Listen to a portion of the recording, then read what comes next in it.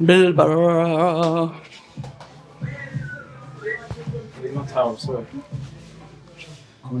Ezra Taylor's looking all sweaty. He's glistening. He's just had a really good workout. Indeed. And it was nothing to do with my specially made juice. I forgot to bring it, you know. Still yet waiting, you see? I forgot, you know what colour? I think that will look all right. For you. Yeah, red for me, but it suits you. I appreciate it. I appreciate you inviting me up to the gym. This is the first time I've been up here, so thank you very, very much for the invite. So, anytime. What I've just witnessed was very, very interesting, and I will say, yeah, good conditioning. I think I'll leave it there. Yeah, it's hard work. It's hard work. The amateurs, they put in work. Big up Bill, bro. Big up Ray. Bring up all the boxers here. I do a little work with them, and they try to take my head off, as you can see, and I've got to stay on point. You know what I'm saying? So it's good. It's good to give back. You definitely had to stay on point. The thing is with you, you're a hard man to get hold of. But I like this, because look at all your pictures. You got the Ezra Taylor, Fight Night Live, 9th of June, your call. I'm just looking at the stuff on the wall here. Memorabilia. Utilita, 2021. I think that's the first time. I think I watched that was a Utilita Arena in Birmingham. I was there. Yeah, that was my second fight. You got my ticket upgraded, remember? Oh, yeah. I remember that. Oh, yeah. That was crazy. Yeah, you got I fought Daryl Sharp. Yeah, you looked after me there. Oh, Magnificent 7, 2024. I like to see all of this. This is your gym, your home, where it all started. 100%. And you know, when I come back here and I look around these posters, I'm like, wow, it's been a journey and a half. You know what I'm saying? Like, I came in this gym for the first time. I'm boxed for the first time ever in my life. And I'm still here, still coming back. So it's just it's a bit of a surreal moment. But it's also good to come back. Because I've been in LA. People from the outside looking in, looks like it's a glamorous life. And don't get me wrong, LA is a beautiful place. It's got good weather, good energy in the gym, good just things to do. I can go on for hikes, good juice, all of that stuff, you know what I'm saying? They ain't beating my juice. All that stuff there. So it's good to come back to Nottingham, Bilbro. That's like, if you know Nottingham, you know that's like a bit of a gritty place. You know what I'm saying? It's not pumped in with a lot of cash. So it's just good to come back to your roots, you know what I'm saying? And I think it's important for probably all boxers. If you're not doing that, you should do that. And it's also good for the kids as well, because they look at me and they obviously, I'm a professional fighter, undefeated and that, and hopefully they'll go on to do more than me. But it's good that they can also like reach out to someone like me. Like, they can chat to me, I'll chat to them. To be honest, I'll go to speak to them, make sure they're on point, throwing the jab right. So yeah, it's good, man. It's good. It gives me inspiration, and obviously working with them, I see them getting better as well. What I do like the fact that you still mix it in with the amateur club when the amateurs are actually fighting, because it's all right. You could come in here daytime, lock it off just for you. It's Ezra Taylor's gym. No one else can't come in. But you're mixing it up when the kids are actually here. They were training. There was a class going on, and then obviously the amateurs were, they were jumping in the ring with you. So it's a real sense of community. That's what it is, and this boxing club is called Bilbro Boxing Community. That's what it is. It's a community. It's a family in a sense. You know what I'm saying? Like, I'll tell the kids off if they're acting up at school, outside of the ring. You know what I'm saying? I'm telling them off. I'm on point. They need to be on point because it is a community. You know what I'm saying? We help each other out, one another. When I fought in Nottingham in my last fight, all these guys came to support, and it was amazing. It was incredible. You know what I'm saying? So that's what you want. You want that unity, because boxing's a lonely sport. But if you have people behind you, supporting you, rooting for you, it feels a bit better. You know what I'm saying? Trust me, it's a very, very lonely sport. So it's nice to know that you've got that support here. You're with your original coach as well, which is nice to see. He's not afraid to push you, to push them, to show that you are the same. Just because you're a professional boxer, you're not getting any special treatment. And I like that, because it shows them fighters, the young ones coming up, it gives them something to aspire to, and to say, just because you might be further along than them, you're still all human beings at the end of the day. 100%. Nobody gets any of that royalty treatment. It is what it is. And that's how it should be in life in general, man. Like, I respect anyone who respects me, and it should be the same. It doesn't matter if you're a world champion or you just started off, you know what I'm saying? It doesn't matter if you're a journeyman. Like, you should still give the people the respect that they deserve. Because like you said, at the end of the day, we're all human. We all bleed the same. So yeah, and Ray's taught me that. Like, he instilled a lot of traits in me that's made me the man I am today, and I'm grateful for it. So it's like discipline, good ethics, good morals, you know what I'm saying? How to conduct yourself well. So wherever I go around the world, I'm using the same principles that I was taught here over there. I like it though because it's like Ray's like this ex-girlfriend that you can't get rid of, because no matter who you go to, you always end up coming back to him. 100. It's like the foundations there. It's like this is the solid foundations. I've seen you move with Angel Fernandez. Obviously now you've got Malik Scott as well in the corner, and you still come back here. So it's important to have those foundational roots. But let me speak to you about your last fight. I didn't get to speak to you that night because you was moving a bit bougie. I don't know what was going on. You're moving mad. You was moving a bit, yeah, you was moving a bit Do you know what? crazy. I'll tell you a secret. Here we go. I was ill. I was ill that fight, you know. Like Oh, was ya? like that Monday fight week, I was ill. I was in my bed. I had to go and get so many like vitamins and ginger and What, all you that had like the flu or something? Yeah, I had the flu. I was mashed up. Like in Tuesday, I was in Oh, bed. dear. I was in bed for like 7 hours. I'm Okay. saying, so I'm trying to get better. So anyways, towards the end of the week, I mustered up the courage to obviously fight, and I fought, my days. did my thing, and then as soon as I come out the ring, like I'm getting shivers, I'm getting cold, and Okay. But You did obviously look a you bit have to, off-key. yeah, raw. Yeah. Now I felt- see it now. I felt off key, like. I thought you was just moving a bit mad. No, I felt like my energy was sapped. I was even saying to my boy, you see Mike, I'm saying, bro, I want to go, man. I'm not even trying to do no interviews. Yeah, Like, that's what I saw. yeah, I was saw like, that bit. I was feeling a certain Okay. way, and you know, like the It's whole not bougie, atmosphere. ladies and gentlemen. I ain't far from, man. He was just tired. That lad don't associate with me. I would love Like to. the ego one. Yeah, that don't associate with me either. Throw that word out the way. That's out the window now. But yeah, if I had the energy, I would have gave it you. But I was mashed up, man. And what people don't understand, you have to do a lot after the fight. You know, know. that's a fight on its own. Like the interviews and then the medical, and then after that, going back to the.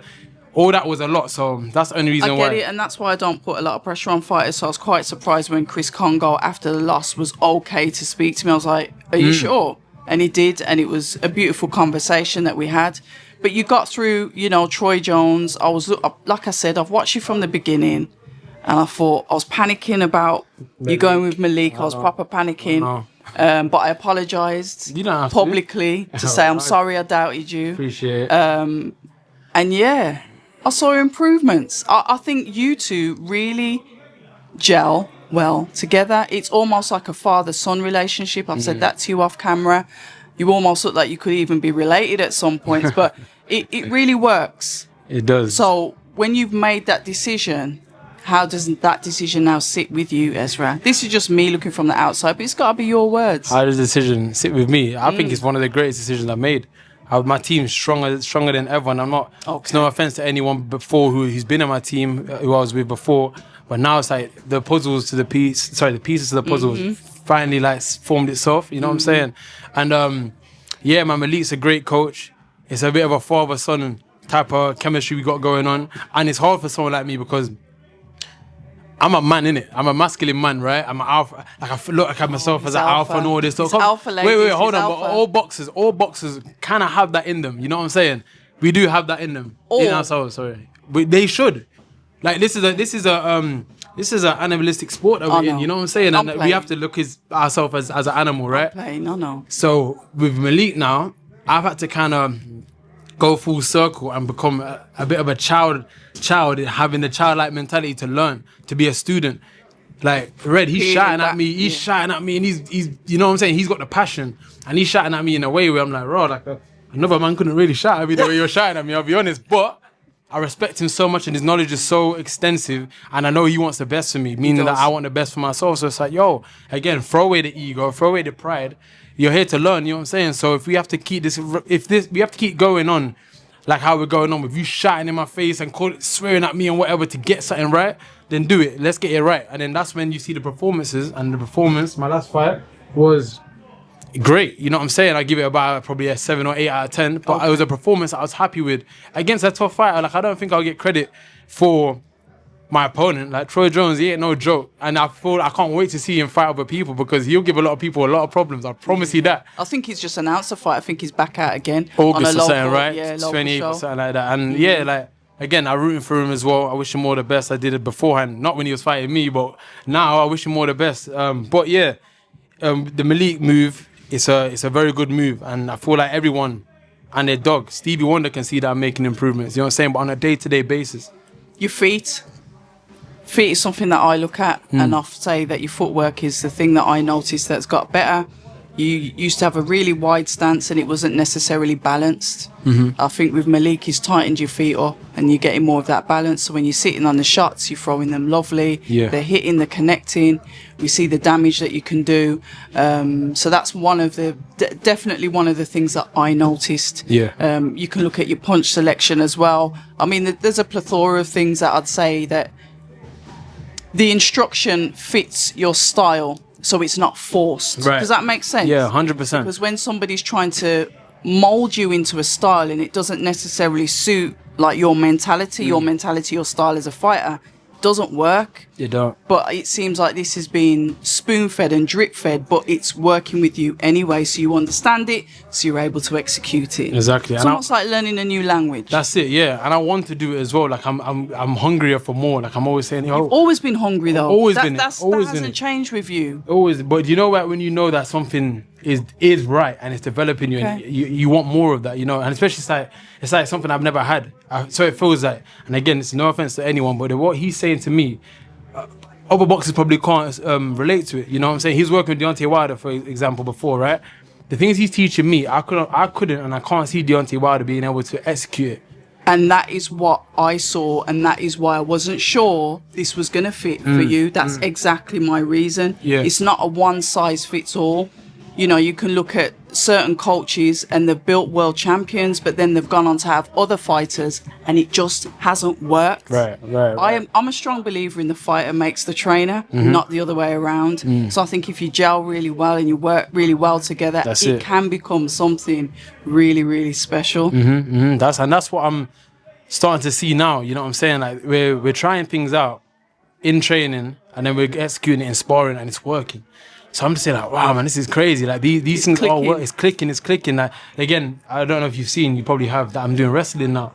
You know what I'm saying? Because always good to do wrestling. Always good to do wrestling, and then it's starting to work when I'm in the clinch now. You know what I'm saying? Before I used to be a bit lazy in the clinch, wait for the referee to say break and then break. Now I can maneuver and manipulate boxes, you know what I'm saying, my opponents, and in different ways. But again, things that I never really thought of. But I think since I've found him and he's found me, it's like his mind's gone elsewhere now. Like he's taking it to another level. Like, yo, we can do this. That's what I'm saying. It works, and you're bouncing off each other. He's a different, like essentially, he's probably already had it, but it's only taking the right person to like open up his. Well, it's like I see it like a relationship. Like you're not made for every female out there, right? But you'll meet the one. And I do believe that transcends into boxing with the coach. When it works, it really works. Yeah. But when it's not that good, it's just not gonna last. It's not. And you know what? Don't get me wrong. Like people are different, innit? Different strokes for different folks. People say, right? And a lot of people, not just yourself, was doubting the move to Malik. Like people were saying he's a great coach. Some people were saying he's a crap coach and whatever else. But I didn't go to Malik based on him being with Deontay Wilder. I went with Malik because he's a coach. Like my strength and conditioning coach, Halley, he was the one who told me to go, you should try Malik, it'll work with your style. I'm saying, Malik Scott. I'm saying, all right, then cool, whatever. With your style. And then I went and trained with him, and I took him at face value. I didn't go there, but like, oh yeah, yo, you trained Deontay what? No, I went there like, you're just another coach. So then when we was getting to it, I was like, bro, like, you're serious. And then we started working. I was like, oh, you're serious. And then what I realized is that the respect I had for his knowledge and his instructions was tenfold. So when I got into the ring, instead of me going in and being autopilot, my little flamboyant stuff maybe here and there, he's telling me certain stuff, I'm going and doing it. There you go. You know what I'm saying? And because I'm trusting his word. That's what I'm saying about your feet. That's what I'm saying about the way that you was putting your punches together. Yeah, so it shows. It works, man. Like it really is. It's a blessing. I'm very grateful. Like the team I have now, it's amazing. Listen, I'm just hoping great things for all of you. You're a good set of people. Malik's lovely. Obviously, his wife. It's a solid thing. It's a family affair, and I like that. I thought, and I'm gonna go to Saturday because I saw you on Saturday looking all bougie again, sunglasses, cameraman. This geezer thinks he's I think I'm what? A world champion? Nah, it's like a film star. I'd say you've gone past world champion. He'll think you're moving like what's his name? The one that did Creed. Michael B. Jordan. Michael B. Jordan. Yeah, that's what you're looking at. You're moving like him still. I'm waiting for Sinners. Make sure I get my spot in that. But anyway, you were there that night, and I thought, okay, Lewie Edmundson, because I know when you fought in Nottingham, that was potential of the way it was going to go. Right. And then all of a sudden he's fighting Lappin. That was a horrible fight to watch, an extremely messy fight to watch. What happened there, and why wasn't it you? So I'll give you the ins and outs. So obviously Queensbury hosted that show, right? But little do I know, or little did I know, and little do the public know, is that UT's got a promotion. And that was a 50-50 promotion. So it was Queensbury 50, UT's promotion 50, I get right? that. So they have priority on the picks. Daniel Lappin is U6 boxer. He's a light heavyweight. Yep. The Queensbury offered me to fight him. They said, oh yeah, fight Ezra Taylor. Fight Lappin. Yeah, fight Lappin, right? They declined it. Then they said, all right, or fight Willie Hutchinson. They declined it. And they handpicked Lewie Edmundson. Everyone can see why they would have handpicked Lewie Edmundson over me and over Willie Hutchinson, right? So that's why that fight happened. I should have fought Daniel Lappin on that card. If Daniel Lappin wasn't fighting on that card, I would have fought Lewie Edmundson. However, the way the dynamics worked that's what happened. So, unfortunately, I missed out on the Wembley opportunity because of that. I'm not sitting here stressing because of it.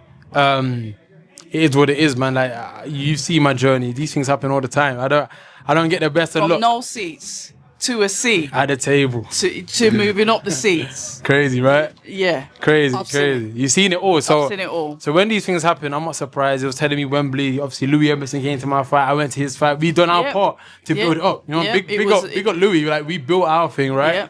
And it was meant to happen. And even as I speak right now, I'm mandatory for the British and Commonwealth title. I'm mandatory. We got to do purse bids by sometime in August. We got to have the fight before December. So now we'll see. But now I'm hearing Lewie Edmundson trying to call for a rematch with Lappin. So it's just, wow. I don't know what's going on here. Like, it's crazy. It's crazy because, see me, I'm hungry. I stay hungry. I stay working. I stay ready, right? For any opportunity. What I realized, the landscape of these boxers in the UK, they're not as serious as they make out to be. Right, okay. Now, I'm a fan. I'm a fan with a mic and a camera and a YouTube channel that's growing nicely.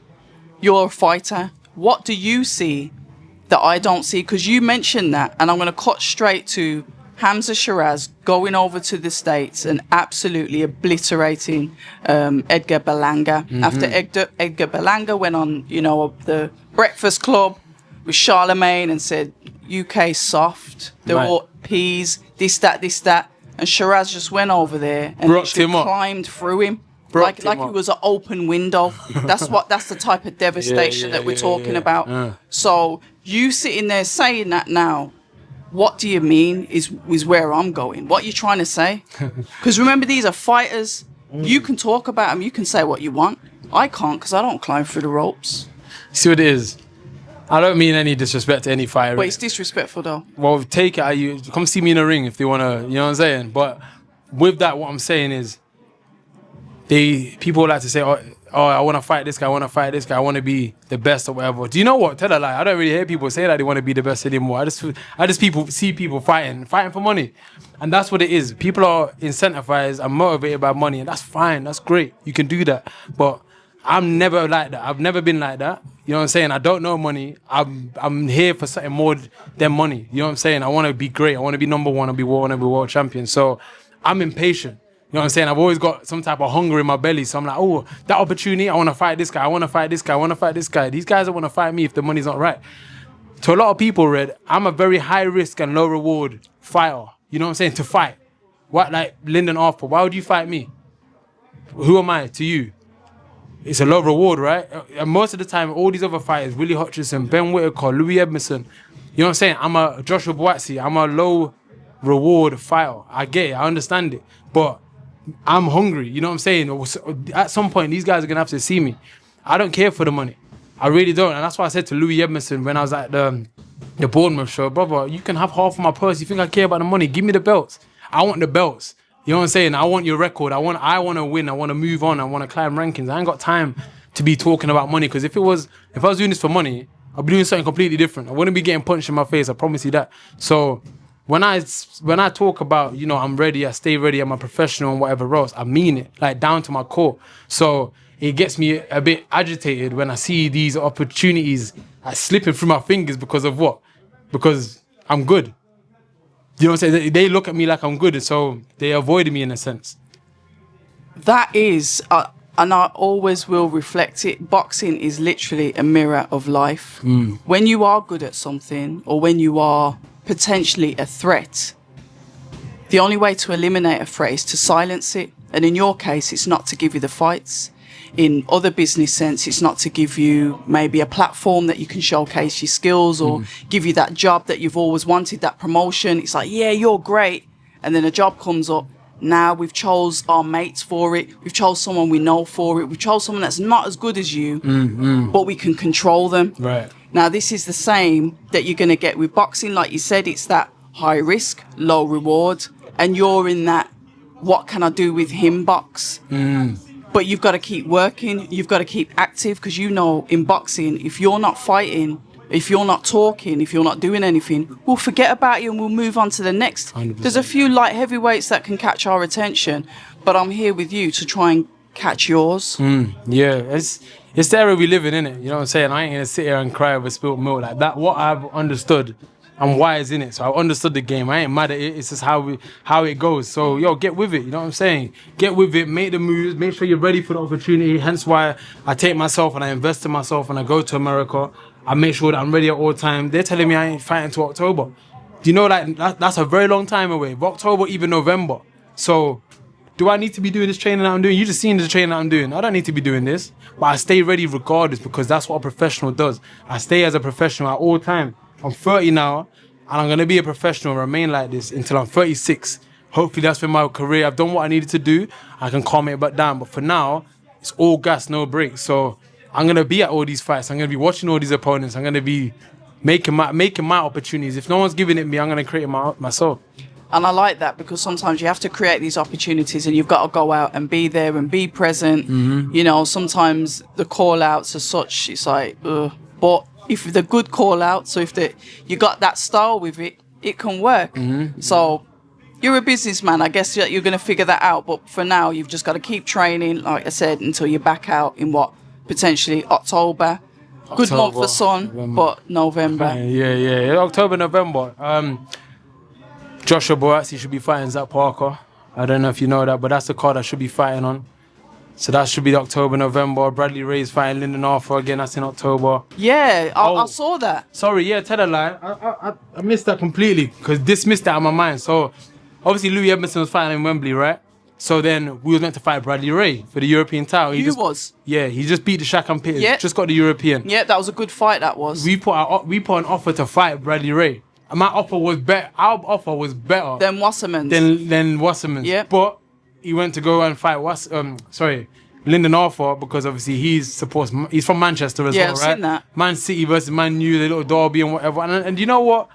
I ain't even mad at that. It makes sense. Do it because you know if you fight me, you will lose.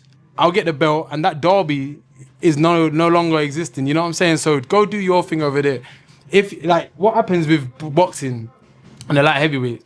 If you're in my radar, you're in my radar. Remember at the start, it was Ben Whittaker. He was in my radar for a little bit. All that stuff happened over there. Forget I don't care. Louis Edmundson came in. Same thing. Why was Ben Whittaker because you were totally gunning for him? Why was he in your radar that much? Or was it, why was he? Because he didn't have any belts at that time. Yes, I get it. Is this Olympian? Is this star? But when you talk about radar, what was it about him? Because like you said, you're chasing belts, you're chasing legacy. So why him? It wasn't him specifically. Like personally, it wasn't a thing. I didn't care for him. I used to root for him in amateurs. As an amateur, he was much further than what I am, and in general. So I was like, yo, I think I even got a DM of me wishing him good luck in the Olympics and that. I had no issues. We sparred back in the day. Okay. It was cool. And then he got signed, and obviously he came through like this loudmouth boy, saying that I'll fight Dan Aziz, I'll do this, I'll do that. And then, I did the interview. Then he was talking crazy about me and about I would stop him or knock him out. And I was like, you can't talk like that because we're at the same level. We can get it cracking. And again, so he started that about you. It, yeah. I thought you started it. No. I'm not a talker. I won't gun for anyone if it don't make sense. I've only gone for Ben Whittaker because you was talking my name. That fizzled out. Right, whatever. Go do your thing. I wish you the best, right? Louis Edmundson, you started chasing me before anyone even knew about you. So then you got your titles. I'm saying, all right, cool, let's fight now. Only because you got the titles, you're relevant. If you didn't have his title, I wouldn't care for him. You know what I'm saying? So I'm not here trying to go back and forth with anyone. Like Bradley Ray, I'm not going to go and shout out for you. I heard we was meant to fight. We're not fighting anymore. I don't care for you. So who are you going to fight then? You tell me. I don't know. We'll see. We'll see. Hopefully Louis Edmundson. It's not Dan Aziz. It's not Brad Ray. It's not Lyndon Arthur. Hopefully it's Louis Edmundson. I'm the mandatory for that. Like, so again, I don't know. Boxing's, I'm learning, I'm learning the boxing mechanics every day. So I'm not too sure. Right now, God's got a plan. I'm leaving it in his hands. I'm just focusing on whatever comes next. Hopefully, I should fight Lewie Edmundson in October or November for the English title. Sorry, for the British title and the Commonwealth title. I'll even put on my title, whatever. But that's what's been ordered from the British Border Control. So we'll see what. That's how it should go. But you know, like boxing, there's a lot of moving parts. You just gotta be able to just, you know, get cracking when it's time. Moving parts. I've got to cover this. Obviously, at the fight, we saw Usyk versus Daniel Dubois. Just your overview of the fight. I don't want you to go into too much detail, but you were there, you watched it. I saw your pictures ringside. What do you think of it? I think Usyk is a phenomenal fighter, man. Like he's something different. He could be the greatest of all time in the ring. Like, let's not forget Ali, because he done a lot outside the ring and whatever else. But like, Lennox Lewis is my favorite heavyweight. But Usyk, what he's done in this current generation is something different. I haven't seen anyone do it. Different, cleaned up nicely, and then just dashed away them up if he wants to. He can do what he wants. He is a gangster when it comes to boxing. First of all, Daniel Dubois, I was rooting for him. I thought he was gonna win. I wanted him to win. Did you think he was gonna win? I thought he was gonna win. And you know, when he came out, he was looking good. He was boxing very well. The best I've seen Daniel Dubois box. But then it's just, again, the lack of defense against someone like Usyk is a dangerous thing. Yeah. He's too much, and that's all it was. The lack of defense. His attack and his offense was good, putting under pressure. If he could sustain that, he probably could have changed the, you know, destiny. But Usyk is something different. Do you think Daniel Dubois folds under pressure? A couple of people have bandied about the word that he's kind of like a boxing bully, and he's good when he's good when it's up. When it switches back on him, he doesn't know how to deal with it. As a fighter, how do you think that bodes well, according to his style? You know what? I'm not even in a place to be able to say that if he folds or not, man. You know what I'm saying? Like, that's a judgmental comment to make. It is. And with boxing, I know how hard this is. As heavyweights, I know how hard they hit. He quit against Joe Joyce, or had to stop because he got a broken eye socket. It's different. I've had a broken eye socket. That shit, it ain't no joke. Excuse my language. So, do you want to save your sight? All right, save your sight to, you know, see another day. I get that. People are saying he folded and whatever. Remember, Usyk, he dropped him with to me, a legal shot. Then what? He got dropped by a jab or whatever. I've dropped people with jabs as well, you know. Like, it can happen. A lot of outsiders are talking on things that they don't know a lot about. So with Daniel, I've got nothing but utmost respect for him. I don't think he's a quitter. I don't think he folds under pressure. I think he's a warrior. He's mashed up bare people. Let's not forget what he did to AJ. Let's not forget what he did to Jerome Miller under pressure. 12 rounds of banging out with someone that big. That guy's got like a head of a crocodile, and he was banging out on it, and then he stopped him in the 12th round. Everyone likes to forget about what he's done in the past and think about right now. Oh yeah, he got stopped for the best guy in the world, potentially pound for pound. Let's not talk like that, man. I hate when people start talking like that. And then, like, even down to, let's talk about this party thing everyone's talking about. Oh, yo, you had a party beforehand. All right, cool. You had a party when he won against AJ. You know, no one was speaking about that then. Everyone has their own mantras and traditions, right? Like me, I like to play video games. I want to be around my friends before a fight. If you want to have a party, have a party. You know what I'm saying? Who are you to judge and talk about X, Y, and Z? It's because you're not going in the ring. So even if you wanted to drink 5 cans of Fosters before you get in the ring, yo, do it. If that works for you, then that works for you. Man can go in there and still get knocked out. You know what I'm saying? So I could be ranting about stuff like that, but I've been seeing him getting a lot of stick and aggro, and people talking about, oh, he shouldn't have done this, he shouldn't have done that. Who are you to say that? You know what I'm saying? You've never been in that situation, and 10 times out of 10, you ain't gonna be, because who gets to become a world champion or even contend to one? Not a lot. I'm going to give you my 50 pence worth now. If he wants to have a gathering, totally up to him. What I don't like is the fact that he seems to have gathered a huge entourage of friends that have just climbed out of the woodwork and are hanging on and putting up videos on social media. Because let's face it, if that video wasn't leaked on social media, we wouldn't have known. That's facts. That is facts. I think that one thing, Daniel's got to work on his defense, his boxing. I'll leave that to the trainer. But as somebody that understands the psychology of people and how people work, he really needs to trim down his circle, and he's got to learn to speak up for himself and say, you know what, this is not what I want. Let me do things that I want to do, and let others control the business outside of it. Daniel needs to cut down his circle. That's what we're 100%, talking about. 100%. He's got too many people around him, videos leaking out on social media. Then there was a post with one of the guys saying, you know, you'll come again, one of the guys that was actively supporting him. And then somebody put under that guy's comment, oh, he's got a glass jaw and he quit, blah, blah, blah. And then that same person that was there with Daniel supporting him put, yeah, I don't really want to admit this, but I've got to agree with you. Wow. Now, this is people that you've got around you. Crazy. That's crazy. So, like I said, I look at it from a psychology point of view, and you really have to make your circle small, just like how yours is. You're walking with your amateur coach, you're walking with Malik, you've got Micah there as well. It's a small circle. You don't need so many people around you, because guess what? When you lose, where are they? Yeah. They're in comments talking about you. That's mad. You know what? In that respect, of course, in that regard, you shouldn't have bare people around you. I don't know, there's like 70 people. Again, if they're celebrating a good time, because it's hard to get to that stage, I get it. But in general, you want to keep your circle tight. In life, full stop. You don't want to have too many people. Why are you having so many people? It doesn't really make any sense. It reminds me of Anthony Joshua when he used to have like 9 million people in his changing room. And then they all started to disappear after a while. And you know what? We see it many a times again, innit? Like I seen it with Mike Tyson. When he was up, history repeats itself. When he was up, everyone was on him. When he was down, I didn't. It was you know him and his coach sat in the changing room on their own. Right, I've seen his documentary. I read his autobiography. Like I know how it goes, innit? So to make the same mistake again, it don't make any sense. For me, the team I have now is going to be the same. You know what I'm saying? You can't build a house on sand. So my foundation's solid. And that's why when you have a few people around me, I don't have too many people. You don't need it. But again... Yeah, obviously you're walking with the same one person. Always. Michael, that's my guy. Like, you don't... That's it. And then Ray, when it comes to fight time, you'll see the originals there, because that's all I need. I don't need too many people. No, too many yes men.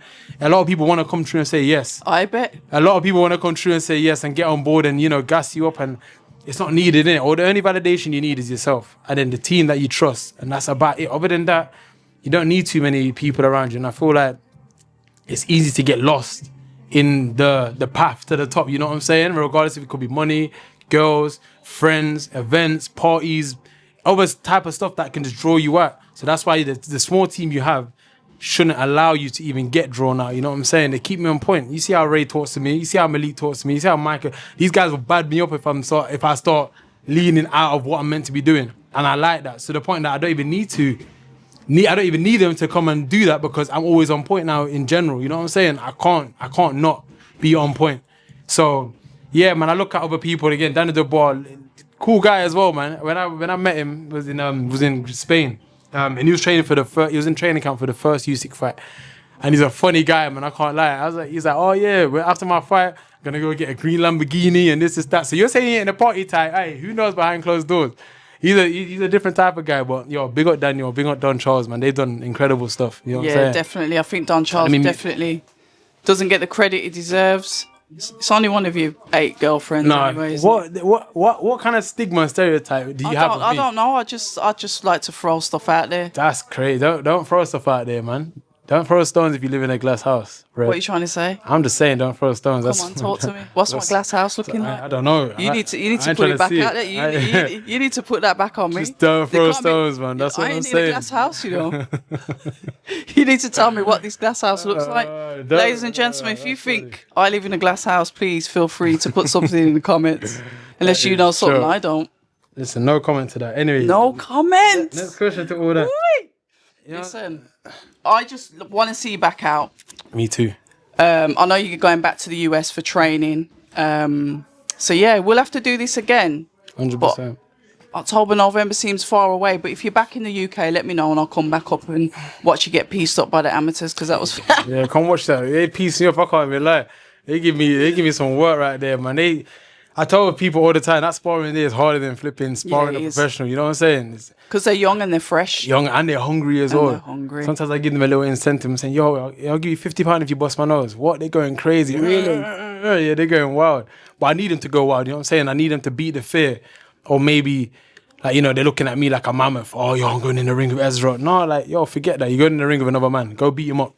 That's what I want them to get into. You know what I'm saying? Because if they do it to me, they're going to do that in the ring. And I want them to succeed, you know what I'm saying? And I want them to give me enough work so I can learn from it as well. I wonder if you're going to keep coming back here when you've got like a world title. I wonder if you're going to do that or you're going to switch. I wonder if I'm going to look back on this and like, rah, what happened to Ezra, man? He's switched up now. What do you think? Do you think I'll do that? Glass houses. What did you say? Forget that. What, you want me to back you after you just disrespected me? I don't. I just want you to be the truthful like you always are, right? What do you think? I think you'll always come back to the club, but I can still see that you probably move a little bit mad still. But I think you'll always come back here. Yeah. But I can see you moving a bit funny with people, like a bit bougie. Yeah. And do you know what? what? I think you've got that in you anyway. Yeah, do you know what? It's subjective, isn't it? Bougie is subjective. You see that now here. Yeah. Not anyone can access me anymore, and that's not because I'm bougie. It's because I'm trying to protect my energy. If your mindset's not on the same thing I'm on, what are we doing talking? Yeah, because there's lots of energy suckers out there as well. That they don't even know that they are. They don't know that they are, and sometimes they do. You know what I'm saying? I think it's intentional. Potentially, it could be. I ain't got time to find out. Stay away from me. Keep my distance. So the people that I distance myself from, they may look at it and say, yo, who does he think he is? He thinks he's too good. No, I just know what I've got to lose. Yeah. Rather keep it to myself. Nah, I hear that. That's it. So I would never, hopefully I'll never be bougie. I may pull up in a Rolls Royce to this club one time, but, you know, I'm still going to pull up. Still going to be here, always. Good. It's good to hear. Ladies and gentlemen, Ezra Taylor, until the next time. Till the next time, man. It's been a pleasure. Always. People say I'm toxic, and honestly, I don't care.